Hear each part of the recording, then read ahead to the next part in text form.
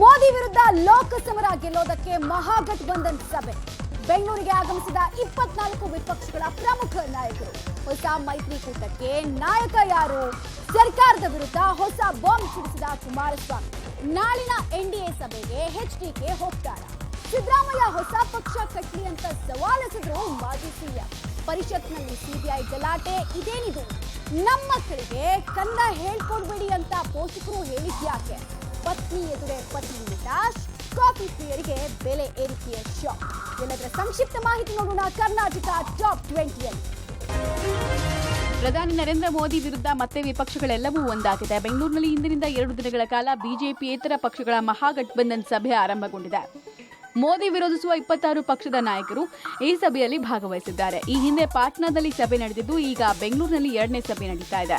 ಕಾಂಗ್ರೆಸ್ನ ವರಿಷ್ಠರಾದ ಸೋನಿಯಾ ಗಾಂಧಿ, ರಾಹುಲ್ ಗಾಂಧಿ ಈ ಸಭೆಯ ನೇತೃತ್ವವನ್ನು ವಹಿಸಿದ್ದಾರೆ. ಈ ಹಿಂದೆ ಯುಪಿಎ ಹೆಸರಲ್ಲಿ ಮೈತ್ರಿಕೂಟ ರಚನೆಯಾಗಿತ್ತು. ಈಗ ಹೊಸ ಮೈತ್ರಿಕೂಟದ ಹೆಸರು ಫೈನಲ್ ಆಗಲಿದೆ. ಈ ಹಿನ್ನೆಲೆಯಲ್ಲಿ ಬೆಂಗಳೂರಿನಲ್ಲಿ ರಾಷ್ಟ್ರೀಯ ನಾಯಕರ ಮಹಾ ಸಮಾಗಮವೇ ಆಗಿದೆ. TMC, SP, RJD, Shiv Sena, JDU, DMK ಸೇರಿದಂತೆ 26 ಪಕ್ಷಗಳ ಪ್ರಮುಖ ನಾಯಕರು ಈ ಸಭೆಯಲ್ಲಿ ಭಾಗಿಯಾಗ್ತಾ ಇದ್ದಾರೆ. ಮುಂದಿನ ಲೋಕಸಭೆ ಚುನಾವಣೆ ಹಿನ್ನೆಲೆಯಲ್ಲಿ ಇದು ಗೇಮ್ ಚೇಂಜರ್ ಸಭೆ ಕೂಡ ಆಗ್ತದೆ. ಮೈತ್ರಿಕೂಟದ ನಾಯಕತ್ವ ಕಾಂಗ್ರೆಸ್ಗೆ ಕೊಡೋದಕ್ಕೆ ಉಳಿದ ಪಕ್ಷಗಳು ಒಪ್ಪಿದ್ರೆ ಕಾಂಗ್ರೆಸ್ ಪಾಲಿಗೆ ಇದು ಮಹತ್ವದ ಬೆಳವಣಿಗೆ ಆಗಲಿದೆ. ಮೋದಿ ಸೋಲಿಸೋಕೆ ಬೆಂಗಳೂರಿನಲ್ಲಿ ದೇಶದ ವಿಪಕ್ಷಗಳು ರಣತಂತ್ರವನ್ನು ರೂಪಿಸೋಕೆ ಮಹತ್ವದ ಸಭೆಯನ್ನು ಆಯೋಜಿಸಿದೆ. ಈ ಸಭೆಗೆ ಈಗಾಗಲೇ ಹಲವು ವಿಪಕ್ಷಗಳು ಗಣ್ಯರು ಬೆಂಗಳೂರು ತಲುಪಿದ್ದಾರೆ. Tamil Nadu CM ಸ್ಟಾಲಿನ್ಗೆ DK Shivakumar ಶುಭಾಶಯವನ್ನು ಕೋರಿದ್ರು. HAL ವಿಮಾನ ನಿಲ್ದಾಣಕ್ಕೆ ಬಂದ ಸೋನಿಯಾ ಗಾಂಧಿ, ರಾಹುಲ್ ಗಾಂಧಿ, ಎಐಸಿಸಿ ಅಧ್ಯಕ್ಷ ಖರ್ಗೆಯನ್ನ CM Siddaramaiah, DCM DK Shivakumar, Surjewala, KC Venugopal ಹೂಗುಚ್ಛ ಕೊಟ್ಟು ಸ್ವಾಗತ ಕೋರಿದ್ರು. ಎಚ್ಎಎಲ್ಗೆ ಆಗಮಿಸಿದ ಸಮಾಜವಾದಿ ಪಕ್ಷದ ಅಖಿಲೇಶ್ ಯಾದವ್ರನ್ನ ಸಚಿವೆ ಲಕ್ಷ್ಮೀ ಹೆಬ್ಬಾಳ್ಕರ್, ಸಚಿವ ಎಂಬಿ ಪಾಟೀಲ್ ಸ್ವಾಗತ ಕೋರಿದ್ರು. ಬಿಜೆಪಿ ಸೋಲಿಸೋಕೆ ಪಣ ಶುರುವಾಗಿದೆ. ಹೀಗಂತ ಅಖಿಲೇಶ್ ಯಾದವ್ ರಿಯಾಕ್ಟ್ ಮಾಡಿದ್ರು. ಸಭೆಯಲ್ಲಿ ಭಾಗಿಯಾಗೋದಕ್ಕೆ ಪಶ್ಚಿಮ ಬಂಗಾಳದ ಮಮತಾ ಬ್ಯಾನರ್ಜಿ ಕೂಡ ಆಗಮಿಸಿದ್ದಾರೆ. ಸದ್ಯ ಗಣ್ಯರು ಖಾಸಗಿ ಹೋಟೆಲ್ನಲ್ಲಿ ಉಳಿಯಲಿದ್ದು, ಸಂಜೆ ಸಿಎಂ ಸಿದ್ದರಾಮಯ್ಯ ಆಯೋಜಿಸಿರುವ ಭೋಜನ ಕೂಟದಲ್ಲಿ ಭಾಗಿಯಾಗಲಿದ್ದಾರೆ. ಬೆಂಗಳೂರಿನಲ್ಲಿ ಮೋದಿ ವಿರೋಧಿಗಳ ಮಹಾಮೈತ್ರಿಕೂಟ ಸಭೆ ನಡೀತಾ ಇದೆ. ಜೂನ್ 23ನೇ ತಾರೀಕು ಪಾಟ್ನಾ ಸಭೆ ಯಶಸ್ವಿಯಾದ ಬಳಿಕ ಬೆಂಗಳೂರಿನಲ್ಲಿ ನಾಳೆ ಬೆಳಗ್ಗೆ 11 ಗಂಟೆಗೆ ಅಧಿಕೃತವಾಗಿ ಸಭೆ ಆರಂಭ ಆಗಲಿದೆ. ಕೇಂದ್ರದ ನಡೆ ವಿರುದ್ಧ 26 ರಾಜಕೀಯ ಪಕ್ಷಗಳು ಸಭೆಯಲ್ಲಿ ಭಾಗಿಯಾಗಲಿದೆ. ಲೋಕಸಭಾ ಚುನಾವಣೆಯ ತಂತ್ರಗಾರಿಕೆ ಬಗ್ಗೆಯೂ ತೀರ್ಮಾನವನ್ನ ಮಾಡಲಿದ್ದೀವಿ. ವಿಪಕ್ಷಗಳ ಧ್ವನಿ ಅಡಗಿಸುವ ಬಿಜೆಪಿ ಯತ್ನ ವಿಫಲ ಮಾಡಿ ಪ್ರಜಾಪ್ರಭುತ್ವವನ್ನು ರಕ್ಷಿಸಬೇಕಾಗಿದೆ ಅಂತ ಕಾಂಗ್ರೆಸ್ನ ರಾಜ್ಯ ಉಸ್ತುವಾರಿ ಕೆಸಿ ವೇಣುಗೋಪಾಲ್ ಸ್ಪಷ್ಟನೆ ಕೊಟ್ಟರು. ಇನ್ನು ಮಹಾಗಠಬಂಧನ್ ಸಭೆಗೆ ಜೆಡಿಎಸ್ಗೆ ನೀಡದಿರುವ ಆಹ್ವಾನದ ಬಗ್ಗೆ ಕಾಂಗ್ರೆಸ್ ನಾಯಕ ವೇಣುಗೋಪಾಲ್ ಸಮರ್ಥಿಸಿಕೊಂಡಿದ್ದಾರೆ. ಇಂದು ಸಂಜೆ ರಾಜ್ಯದ ಸಿಎಂ ಸಿದ್ದರಾಮಯ್ಯ ಎಲ್ಲ ಆಹ್ವಾನಿತ ನಾಯಕರಿಗೆ ಭೋಜನ ಕೂಟವನ್ನ ಏರ್ಪಡಿಸಿರೋ ಬಗ್ಗೆ ತಿಳಿಸಿದ್ರು. ಇನ್ನು ಸಭೆಯ ನೇತೃತ್ವವನ್ನ ಎಐಸಿಸಿ ವಹಿಸಿದೆ. ಕೆಪಿಸಿಸಿ ಜವಾಬ್ದಾರಿಯನ್ನ ಹೊತ್ಕೊಂಡಿದೆ. ಒಳ್ಳೆಯ ಉದ್ದೇಶದಿಂದ ಒಟ್ಟಿಗೆ ಸೇರ್ತಾ ಇದ್ದೀವಿ ಅಂತ ಡಿಸಿಎಂ ಡಿಕೆಶಿ ಹೇಳಿದ್ರು. ಜೊತೆಗೆ ನಮ್ಮ ಒಗ್ಗಟ್ಟು ಮುರಿಯುವ ಪ್ರಯತ್ನದ ವಿರುದ್ಧ ಹೋರಾಟವನ್ನ ನಡೆಸ್ತೀವಿ ಅಂತ ಜಯರಾಮ್ ರಮೇಶ್ ಕೂಡ ಹೇಳಿದ್ರು. ಇತ್ತ ಸರ್ವಾಧಿಕಾರಿ, ಕೋಮುವಾದಿ, ಭ್ರಷ್ಟ ಪ್ರಭುತ್ವದ ವಿರುದ್ಧ ಹೋರಾಟದಲ್ಲಿ ಒಂದಾಗೋಕೆ ಆಗಮಿಸ್ತಾ ಇರುವ ವಿಪಕ್ಷ ನಾಯಕರಿಗೆ ಟ್ವೀಟ್ ಮೂಲಕ ಸಿಎಂ ಸಿದ್ದರಾಮಯ್ಯ ಸ್ವಾಗತ ಕೋರಿದ್ರು. Last 23rd June, we had a successful and fruitful meeting of opposition parties in Patna. This is the continuation of that meeting. Tomorrow there will be a very big deliberation. This is not an individual political party meeting. It is shaping this country for the future. और आप देखते रहेंगे कि एक रचनात्मक कार्यक्रम देश के सामने इन 26 पार्टियों के द्वारा भी तय किया जाएगा. ಬಿಜೆಪಿ ವಿರುದ್ಧ 26 ವಿಪಕ್ಷಗಳು ಒಗ್ಗೂಡಿ ಸಭೆ ನಡೆಸ್ತಾ ಇರುವುದಕ್ಕೆ ಕಮಲ ನಾಯಕರು ಕಿಡಿಕಾರಿದ್ದಾರೆ. ರಾಜ್ಯದಲ್ಲಿ ಸರ್ಕಾರ ಅಸ್ತಿತ್ವಕ್ಕೆ ಬಂದು 2 ತಿಂಗಳಾಗಿದೆ. ಬರಗಾಲದ ಛಾಯೆ ಎದುರಾಗಿದೆ. ಹಿಂದೂಗಳ ಕೊಲೆ, ರೈತರ ಆತ್ಮಹತ್ಯೆ ಹೆಚ್ಚಾಗಿದೆ. ಮೋದಿಯವರನ್ನ ಸೋಲಿಸೋದಕ್ಕೆ ಈಗ ಒಟ್ಟಾಗ್ತಾ ಇದ್ದಾರೆ. ಕರ್ನಾಟಕದಲ್ಲಿ ಜಾಮೀನ್ ಮೇಲೆ ಇರುವಂತಹ ಎಲ್ಲಾ ಕುಟುಂಬಗಳು ಒಟ್ಟು ಸೇರಿದೆ. ಕಾಶ್ಮೀರದಿಂದ ಕನ್ಯಾಕುಮಾರಿವರೆಗಿನ ಎಲ್ಲಾ ದರೋಡೆಕೋರರು ಒಟ್ಟಿಗೆ ಸೇರ್ತಾ ಇದ್ದಾರೆ ಅಂತ ಶಾಸಕ ಯತ್ನಾಳ್ ವಾಗ್ದಾಳಿ ನಡೆಸಿದ್ರು. ಇನ್ನು ಶಾಸಕ ವಿಜಯೇಂದ್ರ ಮೋದಿಯನ್ನ ಇಡೀ ಜಗತ್ತೇ ಹೊಗಳಿದೆ, ಶ್ಲಾಘಿಸಿದೆ. ಆದರೆ ಮೋದಿ ಮತ್ತೆ ಪ್ರಧಾನಿ ಆಗಬಾರದು ಎಂಬುದಷ್ಟೇ ವಿಪಕ್ಷಗಳ ಒನ್ಲೈನ್ ಅಜೆಂಡಾ ಆಗಿದೆ. ಅವರಿಗೆ ದೇಶ ಕಟ್ಟುವಂತಹ ಚಿಂತನೆ ಇಲ್ಲ ಅಂತ ಟೀಕಿಸಿದ್ರು. 2024ರಲ್ಲೂ ಮೋದಿ ಪ್ರಧಾನಿ ಆಗ್ತಾರೆ ಅಂತ ಅಂದ್ರು. ವಿಪಕ್ಷಗಳ ಸಭೆ ಒಂದು ಫೋಟೋ ಶೋ ಅಷ್ಟೇ ಅಂತ ಆರ್ ಅಶೋಕ್ ಲೇವಡಿ ಮಾಡಿದ್ರೆ, ಈ ದೇಶವನ್ನ ಹರಾಜಿಗೆ ಇಡೋದಕ್ಕೆ ಪ್ರಯತ್ನ ಪಡ್ತಾ ಇರುವ ನೀವು ಚೌಚೋ ಗಿರಾಕಿಗಳು ಅಂತ ಛಲವಾದಿ ನಾರಾಯಣಸ್ವಾಮಿ ವ್ಯಂಗ್ಯವಾಡಿದ್ದಾರೆ. ಮತ್ತೊಮ್ಮೆ ನರೇಂದ್ರ ಮೋದಿ ಅವರು ಪ್ರಧಾನಮಂತ್ರಿ ಆಗಬಾರದು ಅಂತಕ್ಕಂಥ 1 ಪಾಯಿಂಟ್ ಅಜೆಂಡಾ. ನೀವೇನೇ ನಾಟಕ ಆಡಿದ್ರು ಕೂಡ ಲೋಕಸಭಾ ಚುನಾವಣೆಯಲ್ಲಿ 3ನೇ ಬಾರಿಗೆ ಈ ದೇಶದ ಪ್ರಧಾನಮಂತ್ರಿ ಆಗುವುದನ್ನ ತಡೆಯೋದಕ್ಕೆ ಸಾಧ್ಯ ಇಲ್ಲ. ದೇಶವನ್ನ ಲೂಟಿ ಮಾಡಿದಂತಹ ದರೋಡೆಕೋರರು, ಭ್ರಷ್ಟಾಚಾರದ ಆರೋಪದ ಮೇಲೆ ಜಾಮೀನು ಮೇಲಿರುವಂತಹ ಕುಟುಂಬಗಳು, ಕಾಶ್ಮೀರದಿಂದ ಕನ್ಯಾಕುಮಾರಿವರೆಗೆ ಇರುವಂತಹ ಎಲ್ಲ ದರೋಡೆಕೋರಗಳ ಒಕ್ಕೂಟ ಎಂದು ಬೆಂಗಳೂರಲ್ಲಿ ಸೇರ್ತಾ ಇದೆ. ಏನು UPA ಲೀಡರ್ಸ್ಗಳೆಲ್ಲ ಬೆಂಗಳೂರು ಬಂದಿದ್ದಾರೆ. ಇದೊಂದು ಫೋಟೋ ಶೋ ಬಿಟ್ರೆ ಇನ್ನೇನು ಶೋ ಆಗಲ್ಲ. ಅವ್ರಿಗೆ ಏನು ಸಿದ್ಧಾಂತ ಇಲ್ಲ. ಇಲ್ಲಿ ಒಂದು ಫೋಟೋ ಶೋ ಕೊಟ್ಬಿಟ್ಟು ಮೋದಿ ವಿರುದ್ಧ, ಮೋದಿ ಒಂದೇ ಇವ್ರದ್ದು, ಇನ್ನೇನು ಇವ್ರ ಟಾರ್ಗೆಟ್ ಏನು ಇಲ್ಲ. ಬೆಂಗಳೂರಿನಲ್ಲಿ ಮೋದಿ ವಿರೋಧಿ ಪಕ್ಷಗಳ ನಾಯಕರ ಮಹಾಗಠಬಂಧನ್ ಸಭೆ ನಡೀತಾ ಇದೆ. ಈ ಹಿನ್ನೆಲೆ ಗಣ್ಯರು ಉಳಿದುಕೊಳ್ಳಲಿರುವ Taj West End hotel, Shangri La ಹೋಟೆಲ್ಗಳಿಗೆ ಬಿಗಿ ಭದ್ರತೆ ಏರ್ಪಡಿಸಲಾಗಿದೆ. ಹೋಟೆಲ್ನ ಒಳಭಾಗ ಮತ್ತು ಹೊರಭಾಗ, ನಾಯಕರುಗಳು ಸಾಗುವ ಮಾರ್ಗದಲ್ಲಿ ಬಂದೋಬಸ್ತ್ ಮಾಡಲಾಗಿದೆ. ಕೇಂದ್ರ ವಿಭಾಗ ಡಿಸಿಪಿ ಶ್ರೀನಿವಾಸ್ ಗೌಡ ನೇತೃತ್ವದಲ್ಲಿ ಭದ್ರತೆಯನ್ನ ನಿಯೋಜಿಸಲಾಗಿದೆ. 3 ಎಸಿಪಿ, 10 ಇನ್ಸ್ಪೆಕ್ಟರ್ಗಳು, 30 ಸಬ್ ಇನ್ಸ್ಪೆಕ್ಟರ್ಗಳು ಹಾಗೂ 200ಕ್ಕೂ ಹೆಚ್ಚು ಪಿಸಿ, ಎಚ್ಸಿಗಳನ್ನ ಬಂದೋಬಸ್ತ್ಗೆ ವ್ಯವಸ್ಥೆ ಮಾಡಲಾಗಿದೆ. ಇನ್ನು ಸಭೆಗೆ ಬರ್ತಿರುವ ಗಣ್ಯರಿಗೆ ಸ್ವಾಗತ ಕೋರಲು ಚೌಡಯ್ಯ ರಸ್ತೆ, ಬಳ್ಳಾರಿ ರಸ್ತೆ, ಕೆಆರ್ ಸರ್ಕಲ್, ರೇಸ್ ಕೋರ್ಸ್ ರಸ್ತೆಯಲ್ಲಿ ಅದ್ದೂರಿ ಫ್ಲೆಕ್ಸ್ ಬ್ಯಾನರ್ಗಳನ್ನು ಅಳವಡಿಸಲಾಗಿದೆ. ಹೋಟೆಲ್ ಮುಂಭಾಗ ಪ್ರತಿಯೊಂದು ವಾಹನಗಳನ್ನು ತಪಾಸಣೆ ನಡೆಸಿ ಪೊಲೀಸರು ಒಳಗೆ ಬಿಡುತ್ತಿದ್ದಾರೆ. ಈ ಹಿನ್ನೆಲೆ ಕೆಲಕಾಲ ಹೋಟೆಲ್ನ ಮುಂಭಾಗ ಸ್ಲೋ ಮೂವಿಂಗ್ ಟ್ರಾಫಿಕ್ ಇತ್ತು.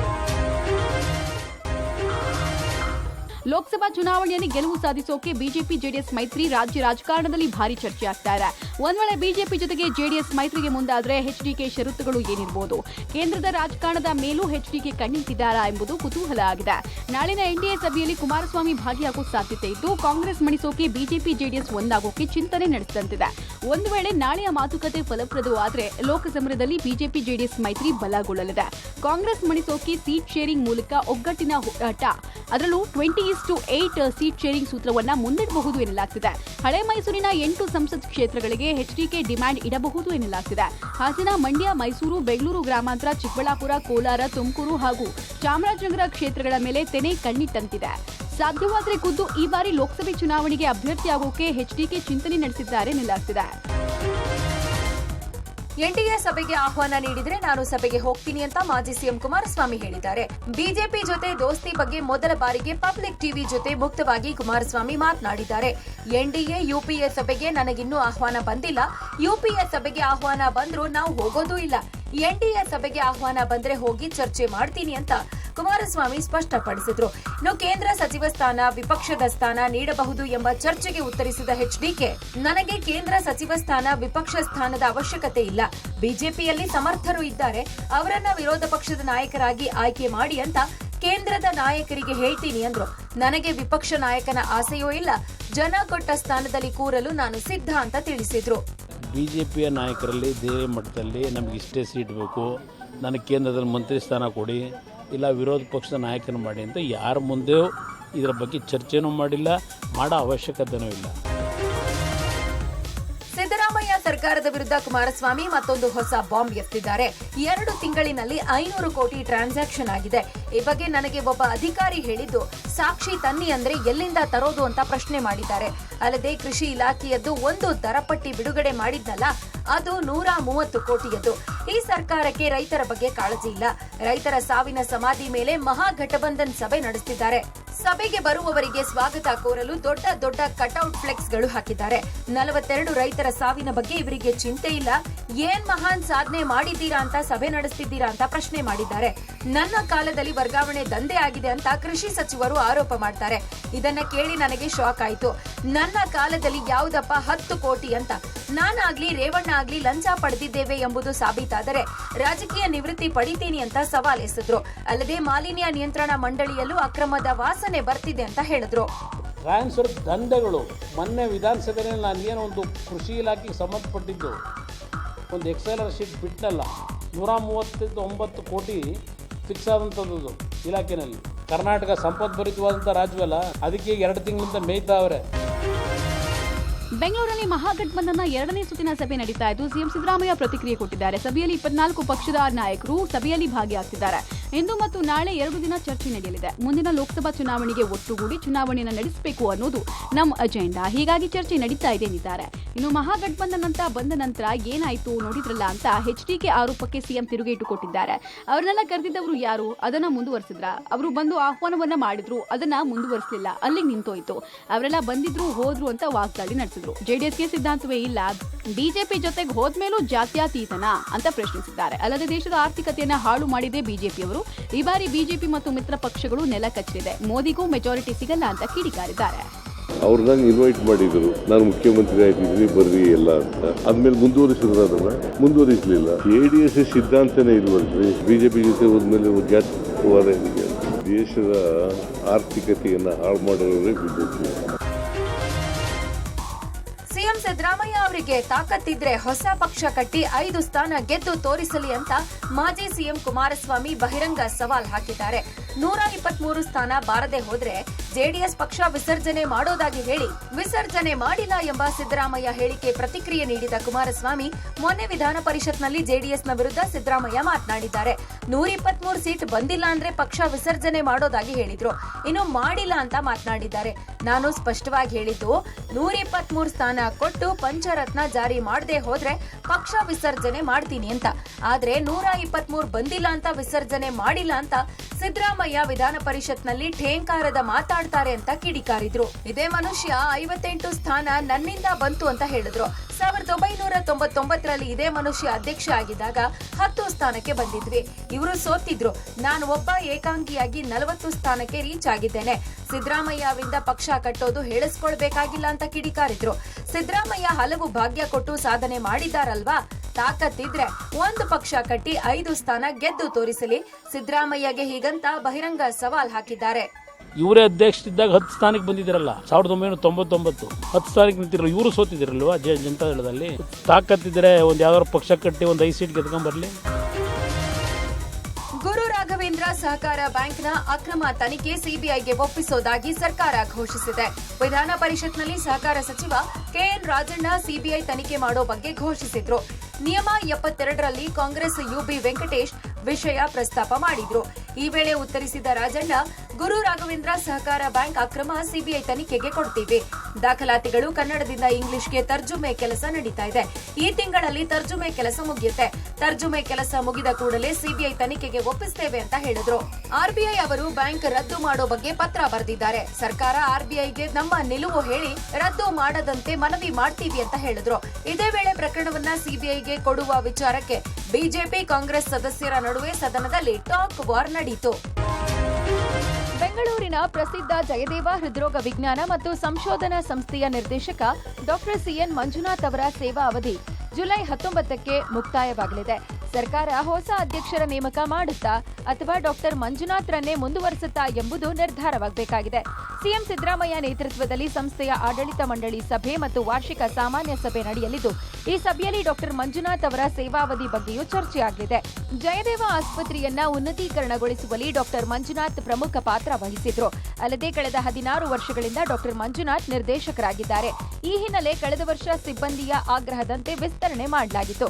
ಹೀಗಾಗಿ ಈ ವರ್ಷ ಡಾಕ್ಟರ್ ಮಂಜುನಾಥ್ ಅವರ ಸೇವಾವಧಿ ವಿಸ್ತರಣೆ ಮಾಡುತ್ತಾ ಹೊಸಬರನ್ನ ನೇಮಿಸುತ್ತಾ ಎಂಬುದು ಕುತೂಹಲವಾಗಿದೆ. ನಿರ್ಮಾಪಕ ಕುಮಾರ್ ವಿರುದ್ಧ ನಟ ಕಿಚ್ಚ ಸುದೀಪ್ 10 ಕೋಟಿ ರೂಪಾಯಿ ಕ್ರಿಮಿನಲ್ ಮಾನನಷ್ಟ ಮೊಕದ್ದಮೆ ದಾಖಲಿಸಿದ್ದಾರೆ. ಈ ಸಂಬಂಧ ನನಗೆ ನ್ಯಾಯ ಕೊಡಿಸಿ ಅಂತ ನಿರ್ಮಾಪಕ ಎನ್ ಕುಮಾರ್ ಫಿಲಂ ಚೇಂಬರ್ ಎದುರು ಪ್ರತಿಭಟನೆ ನಡೆಸಿದ್ರು. ನನಗೆ ಆಗಿರುವ ಸಮಸ್ಯೆ ಎಲ್ರಿಗೂ ಗೊತ್ತು. ಫಿಲಂ ಚೇಂಬರ್ ಚಿತ್ರರಂಗಕ್ಕೆ ಒಂದು ಮನೆ ಇದ್ದಂತೆ. ಹೀಗಾಗಿ ಇಲ್ಲಿ ಸಮಸ್ಯೆ ಬಗೆಹರಿಸಿಕೊಳ್ಳೋಕೆ ಬಂದಿದ್ದೀನಿ. ಸಮಸ್ಯೆ ಬಗೆಹರಿಸಿಕೊಳ್ಳೋ ತನಕ ಇಲ್ಲಿಯೇ ಧರಣಿ ಕೂತ್ಕೊಳ್ತೀನಿ. ನಾನು ದಾಖಲೆಗಳನ್ನ ಕೊಡ್ತೀನಿ. ರಾಜಿ ಸಂಧಾನಕ್ಕೂ ಸಿದ್ಧ ಇದ್ದೀನಿ ಅಂತ ಹೇಳಿದ್ದಾರೆ. ಪ್ರೀತಿಯಿಂದ ನಡೆದ್ರೆ ಮಾತ್ರ ವ್ಯವಹಾರ. ಯಾರನ್ನೂ ಯಾವುದಕ್ಕೂ ಬಲವಂತ ಮಾಡೋದಕ್ಕಾಗಲ್ಲ. ನಮ್ಮಲ್ಲಿರುವ ಹಿರಿಯರಿಗೆ ಅವರಿಗೆ ಮಾರ್ಗದರ್ಶನವನ್ನ ಕೊಡಬೇಕು. ಶಿವಣ್ಣ ಭೇಟಿಗೆ ನಮ್ಮ ಅಧ್ಯಕ್ಷರು ಬಂದ ಮೇಲೆ ನಿರ್ಧಾರವನ್ನ ಮಾಡ್ತೀವಿ ಎಂದಿದ್ದಾರೆ. ಒಟ್ಟಾರೆ ಕೋರ್ಟ್ ಮೆಟ್ಲೇರುವ ಪ್ರಕರಣದ ನ್ಯಾಯ ಅರಸಿ ನಿರ್ಮಾಪಕ ಎನ್ ಕುಮಾರ್ ಫಿಲಂ ಚೇಂಬರ್ ಎದುರು ಪ್ರತಿಭಟಿಸಿದ್ದಾರೆ. ಇಂದು ಭೀಮನ ಅಮಾವಾಸ್ಯೆ ಹಿನ್ನೆಲೆ ರಾಜ್ಯಾದ್ಯಂತ ದೇವಾಲಯಗಳಿಗೆ ಭಕ್ತರ ದಂಡೆ ಹರಿದು ಬರ್ತಿದೆ. ಮಂಡ್ಯ ಜಿಲ್ಲೆಯ ಶ್ರೀರಂಗಪಟ್ಟಣದ ನಿಮಿಷಾಂಬ ದೇವಸ್ಥಾನಕ್ಕೆ ಮುಂಜಾನೆಯಿಂದಲೇ ಭಕ್ತಗಣ ಹರಿದು ಬಂದಿತ್ತು. ನಿಮಿಷಾಂಬ ದೇವಿಗೆ ವಿಶೇಷ ಅಭಿಷೇಕ, ಅಲಂಕಾರ ಮಾಡಿ ಪೂಜೆ ನೆರವೇರಿಸಲಾಯಿತು. ಕಾವೇರಿ ನದಿಯಲ್ಲಿ ಸ್ನಾನ ಮಾಡಿ ಭಕ್ತರು ದೇವಿಯ ದರ್ಶನ ಪಡೆದರು. ಇನ್ನು ಶ್ರೀರಂಗಪಟ್ಟಣ ತಾಲೂಕಿನ ಆರತಿ ಉಕ್ಕಡಕ್ಕೂ ಹೆಚ್ಚಿನ ಭಕ್ತರು ಆಗಮಿಸಿದ್ರು. ಅಮಾವಾಸ್ಯೆ ದಿನ ಅಹಲ್ಯಾದೇವಿ ಮಾರಮ್ಮನ ದೇಗುಲದಲ್ಲಿ ತಡೆ ಒಡೆಸಿ ದುಷ್ಟ ಶಕ್ತಿಗಳು ದೂರ ಆಗಲಿ ಅಂತ ಪ್ರಾರ್ಥನೆ ಮಾಡಿದ್ರು. ಇನ್ನು ಶಿವಮೊಗ್ಗ ಜಿಲ್ಲೆ ಸಾಗರ ತಾಲೂಕಿನ ಸಿಗಂದೂರು ಚೌಡೇಶ್ವರಿ ದೇವಾಲಯದಲ್ಲಿ ಸಾವಿರಾರು ಭಕ್ತರು ಆಗಮಿಸಿದ್ರು. ಚೌಡೇಶ್ವರಿ ದೇವಿಗೆ ವಿಶೇಷ ಅಲಂಕಾರ ಮಾಡಿ ಪೂಜೆ ನೆರವೇರಿಸಲಾಯಿತು. ಇತ್ತ ಚಾಮರಾಜನಗರದ ಹನೂರಿನ ಮಲೆಮಾದಪ್ಪ ದೇವಾಲಯದಲ್ಲಿ ಭಕ್ತರ ದಂಡೆ ಹರಿದು ಬಂದಿತ್ತು. ಗರ್ಭಗುಡಿ ಸನಿಹ ಹಾಗೂ ಹೊರಭಾಗದಲ್ಲಿ ವಿವಿಧ ಬಗೆಯ ತರಕಾರಿ, ಹಣ್ಣು, ಹೂಗಳಿಂದ ಅಲಂಕಾರ ಮಾಡಲಾಗಿದೆ. ತಡರಾತ್ರಿಯಿಂದಲೂ ಮಲೆ ಮಹದೇಶ್ವರ ಬೆಟ್ಟಕ್ಕೆ ಭಕ್ತರು ಬರ್ತಿದ್ದು ಬೆಟ್ಟದಲ್ಲಿ ಭಕ್ತರೇ ತುಂಬಿದ್ರು. ಇನ್ನು ರಾಜ್ಯದ ಬಹುತೇಕ ದೇವಾಲಯಗಳಲ್ಲೂ ಭಕ್ತರ ಸಾಲು ಕಾಣಿಸ್ತಿತ್ತು. ಬೆಳಗಾವಿಯಲ್ಲಿ ಪತ್ನಿ ಮುಂದೆಯೇ ಪತಿಯನ್ನ ಕೊಚ್ಚಿ ಕೊಲ್ಲಲಾಗಿದೆ. ಭೀಮನ ಅಮಾವಾಸ್ಯೆ ಅಂತ ಶಂಕರ್ ಸಿದ್ದಪ್ಪ ಜಗಮುತ್ತಿ ಮತ್ತು ಪ್ರಿಯಾಂಕಾ ದಂಪತಿ ದೇವಾಲಯಕ್ಕೆ ಹೋಗಿದ್ರು. ಕಳೆದ 3 ತಿಂಗಳ ಹಿಂದಷ್ಟೇ ಮದುವೆ ಆಗಿದ್ದ ದಂಪತಿ ಮೂಡಲಗಿ ತಾಲೂಕಿನ ಬನಸದೇಶ್ವರ ದೇವಾಲಯಕ್ಕೆ ಭೇಟಿ ಕೊಟ್ಟರು. ಆದರೆ ದೇವಾಲಯದ ಬಳಿಯೇ ಪತ್ನಿ ಎದುರೇ ಪತಿ ಶಂಕರ್ ಸಿದ್ದಪ್ಪನನ್ನ ಮಚ್ಚು ಲಾಂಗ್ಗಳಿಂದ ಹಲ್ಲೆ ಮಾಡಿ ಹತ್ಯೆ ಮಾಡಲಾಗಿದೆ. ಆದರೆ ಕೊಲೆಗೆ ನಿಖರ ಕಾರಣ ತಿಳಿದು ಬಂದಿಲ್ಲ. ಪತಿಯ ಕೊಲೆ ಕಣ್ಣಾರೆ ಕಂಡ ಪತ್ನಿ ಪ್ರಿಯಾಂಕಾ ಭಯಭೀತರಾಗಿದ್ರು. ನಿನ್ನೆಯಷ್ಟೇ ಕುಟುಂಬಸ್ಥರೊಂದಿಗೆ ನನ್ನ ಹುಟ್ಟಿದ ದಿನವನ್ನ ಆಚರಿಸಲಾಯಿತು. ಇಂದು ಬೆಳಗ್ಗೆ ದೇವಾಲಯಕ್ಕೆ ನಾವು ಬಂದಿದ್ವಿ. ಬೈಕ್ ತಿರುಗಿಸಿಕೊಂಡು ಬರ್ತಾರೆ ಅಂತ ನಾನು ಮುಂದೆ ಹೋಗಿ ನಿಂತಿದ್ದೆ. ಅಷ್ಟರಲ್ಲಿ ಲಾಂಗ್ನಿಂದ ಹಲ್ಲೆ ಮಾಡಿ ಓರ್ವ ಪರಾರಿಯಾದ ಅಂತ ಘಟನೆಯನ್ನ ಪ್ರಿಯಾಂಕಾ ವಿವರಿಸಿದ್ರು. ಪೊಲೀಸರ ತನಿಖೆ ಬಳಿಕ ಹತ್ಯೆ ಸಂಬಂಧ ಇನ್ನಷ್ಟು ಮಾಹಿತಿಗಳು ಲಭ್ಯ ಆಗಬೇಕಾಗಿದೆ. ಈಗಂತೂ ಈ ದುನಿಯಾದಲ್ಲಿ ಎಲ್ಲವೂ ದುಬಾರಿಯಾಗಿದೆ. ತರಕಾರಿ, ಟೊಮ್ಯಾಟೊ, ದಿನಸಿ, ಫಿಶ್ ಎಲ್ಲದರ ಬೆಲೆ ಗಗನಕ್ಕೇರಿದೆ. ಈ ಮಧ್ಯೆ ಬೆಳಗ್ಗೆ ಎದ್ದೊಡನೆ ಕಾಫಿ ಕುಡಿಯದೆ ದಿನವೇ ಆರಂಭ ಆಗಲ್ಲ ಎನ್ನುವವರಿಗೆ ಶಾಕ್ ಕಾದಿದೆ. ಕಾಫಿ ಧಾರಣೆ ಕಳೆದ 1 ತಿಂಗಳಿನಿಂದ ಏರುಗತಿಯಲ್ಲಿದ್ದು ಕಾಫಿ ಬೆಲೆ ದಿನದಿಂದ ದಿನಕ್ಕೆ ಹೆಚ್ಚಾಗ್ತಾ ಇದೆ. ಕೆಜಿಗೆ 300 ರಿಂದ 400 ರೂಪಾಯಿ ಇದ್ದ ಕಾಫಿ ಬೆಲೆ ಈಗ ಕೆಜಿಗೆ 600 ರೂಪಾಯಿ ಆಗಿದೆ. ಒಂದೊಂದು ಬ್ರ್ಯಾಂಡ್ನದ್ದು ಒಂದೊಂದು ಬೆಲೆಯಾಗಿದೆ. ಇನ್ನು ಕಾಫಿಗೆ ಹಾಕುವ ಚಿಕೋರಿ ಬೆಲೆಯೂ ಏರಿಕೆಯಾಗಿದೆ. ಹವಾಮಾನ ವೈಪರೀತ್ಯ, ವಿದೇಶಗಳಲ್ಲಿ ಕಾಫಿ ಉತ್ಪನ್ನ ಕೊರತೆಯಿಂದ ದರ ಏರಿಕೆಯಾಗಿದೆ. ಅಲ್ಲದೆ ಈಗ ಮಳೆ ಆಗ್ತಿರೋದ್ರಿಂದ ಕಾಫಿ ಬೆಲೆಯೂ ಕೈ ಕೊಡ್ತಾ ಇದೆ. ಈ ಮಧ್ಯೆ ಹೋಟೆಲ್ ಮಾಲೀಕರು ಅನಿವಾರ್ಯವಾಗಿ ಕಾಫಿ ಬೆಲೆಯನ್ನ ಹೆಚ್ಚಿಸಬೇಕಾಗಿದೆ. ಉತ್ತರಾಖಂಡ್, ಹಿಮಾಚಲ ಪ್ರದೇಶ, ಒಡಿಶಾ, ಮಧ್ಯಪ್ರದೇಶದಲ್ಲಿ ಮುಂದಿನ 2 ದಿನಗಳ ಕಾಲ ಭಾರೀ ಮಳೆ ಆಗಲಿದೆ ಅಂತ ಹವಾಮಾನ ಇಲಾಖೆ ತಿಳಿಸಿದೆ. 4 ರಾಜ್ಯಗಳಿಗೆ ಆರೆಂಜ್ ಅಲರ್ಟ್ ಘೋಷಿಸಲಾಗಿದೆ. ಹಿಮಾಚಲದ 5 ಜಿಲ್ಲೆಗಳಲ್ಲಿ ಭಾರೀ ಮಳೆ ಆಗುವ ಸಂಭವ ಇದೆ. ಈಗಾಗಲೇ ಕುಲುವಿನಲ್ಲಿ ಮೇಘಸ್ಫೋಟಕ್ಕೆ ಓರ್ವ ಮೃತಪಟ್ಟಿದ್ದು ಹಲವರು ಗಾಯಗೊಂಡಿರುವ ಬಗ್ಗೆ ವರದಿಯಾಗಿದೆ. ಉತ್ತರಾಖಂಡ್ನ ಹರಿದ್ವಾರದಲ್ಲಿ ಗಂಗಾ ನದಿ ಅಪಾಯದ ಮಟ್ಟ ಮೀರಿ ಹರಿತಾ ಇದೆ. ಇತ್ತ ದೆಹಲಿಯಲ್ಲಿ ಪ್ರವಾಹ ಪರಿಸ್ಥಿತಿ ಕಡಿಮೆಯಾಗ್ತಿದೆ. ಇನ್ನು ಪಶ್ಚಿಮ ಘಟ್ಟಗಳ ಪ್ರದೇಶದಲ್ಲಿ ಧಾರಾಕಾರ ಮಳೆಗೆ ಕರ್ನಾಟಕ ಗೋವಾ ಗಡಿ ಭಾಗದಲ್ಲಿರುವ ದೂದ್ ಸಾಗರ ಬಳಿ ಗುಡ್ಡ ಕುಸಿತವಾಗಿದೆ. ರೈಲ್ವೆ ಟ್ರ್ಯಾಕ್ ಮೇಲೆ ಮಣ್ಣು ಬಂಡೆಗಳು ಬಿದ್ದಿದೆ. ಹೀಗಾಗಿ 4 ಗಂಟೆಗಳ ಕಾಲ ಬೆಳಗಾವಿ ಗೋವಾ ಮಧ್ಯೆ ರೈಲ್ವೆ ಸಂಚಾರದಲ್ಲಿ ವ್ಯತ್ಯಯವಾಗಿತ್ತು. ದೂದ್ ಸಾಗರ ಜಲಪಾತ ವೀಕ್ಷಣೆಗೆ ತೆರಳಿದ್ದ ಪ್ರವಾಸಿಗರು ಅಪಾಯದಿಂದ ಪಾರಾಗಿದ್ದಾರೆ. ಇನ್ನು ಉತ್ತರ ಕನ್ನಡ ಜಿಲ್ಲೆಯಲ್ಲಿ ಮಳೆ ಆರಂಭವಾಗಿದೆ. ಜಿಲ್ಲೆಯ ಕರಾವಳಿಯಲ್ಲಿ ಅಬ್ಬರದ ಮಳೆ ಸುರಿಯುತ್ತಿದ್ದು ಮಲೆನಾಡು ಭಾಗದಲ್ಲಿಯೂ ಸಹ ಮಳೆ ಚುರುಕುಗೊಂಡಿದೆ. 3 ದಿನದ ಹಸುಗೂಸಿಗೆ ಹೃದಯ ಸಮಸ್ಯೆ ಕಾಣಿಸಿಕೊಂಡಿದೆ. ಈ ಹಿನ್ನೆಲೆಯಲ್ಲಿ ಶಿವಮೊಗ್ಗದ ಸರ್ಜಿ ಆಸ್ಪತ್ರೆಯಿಂದ ಬೆಂಗಳೂರಿನ ನಾರಾಯಣ ಹೃದಯಾಲಯಕ್ಕೆ ಶಿಫ್ಟ್ ಮಾಡಲಾಗಿದೆ. ತೆರೆದ ಹೃದಯ ಚಿಕಿತ್ಸೆ ಅಗತ್ಯ ಹಿನ್ನೆಲೆಯಲ್ಲಿ ಮಗುವನ್ನ ಝೀರೋ ಟ್ರಾಫಿಕ್ನಲ್ಲಿ ಆಂಬ್ಯುಲೆನ್ಸ್ನಲ್ಲಿ ಕರೆತರಲಾಯಿತು. ನಿನ್ನೆ ರಾತ್ರಿ 10:10ಕ್ಕೆ ಶಿವಮೊಗ್ಗದಿಂದ ಹೊರಟ ಆಂಬ್ಯುಲೆನ್ಸ್ ರಾತ್ರಿ 1:30ಕ್ಕೆ ಎಲೆಕ್ಟ್ರಾನಿಕ್ ಸಿಟಿಯ ನಾರಾಯಣ ಹೃದಯಾಲಯಕ್ಕೆ ಆಗಮಿಸಿತು. ಆಂಬ್ಯುಲೆನ್ಸ್ ಚಾಲಕರಾದ ಜಗದೀಶ್, ಸ್ಟಾಫ್ ನರ್ಸ್ಗಳಾದ ವಿನಯ್, ಹನುಮಂತ ಮಗುವನ್ನ ಕರೆತಂದ್ರು. ರಾತ್ರಿಯಿಂದ ಮಗುವಿನ ತೀವ್ರ ನಿಗಾ ಘಟಕದಲ್ಲಿ ಇರಿಸಿ ಚಿಕಿತ್ಸೆಯನ್ನ ಕೊಡಲಾಗ್ತಾ ಇದ್ದು ಮಗುವಿಗೆ ನ್ಯೂಮೋನಿಯಾ ಆಗಿರೋ ಹಿನ್ನೆಲೆಯಲ್ಲಿ ಅಬ್ಸರ್ವೇಷನ್ನಲ್ಲಿ ಇಡಲಾಗಿದೆ. ಒಮ್ಮೆ ನ್ಯೂಮೋನಿಯಾ ಕಡಿಮೆ ಆದ್ಮೇಲೆ ತಜ್ಞ ವೈದ್ಯರು ಮಗುವಿಗೆ ಚಿಕಿತ್ಸೆಯನ್ನ ಮುಂದುವರಿಸಲಿದ್ದಾರೆ ಅಂತ ನಾರಾಯಣ ಹೆಲ್ತ್ ಸಿಟಿ ಆಸ್ಪತ್ರೆ ಮಾಹಿತಿ ಕೊಟ್ಟಿದೆ. ಕರ್ನಾಟಕ ರಾಜ್ಯದಲ್ಲಿ ಕನ್ನಡ ಭಾಷೆಗೆ ಸ್ಥಾನವಿಲ್ಲದಂತಾಗುತ್ತಾ ಅನ್ನುವ ಅನುಮಾನ ಹೆಚ್ಚಾಗ್ತಾ ಇದೆ.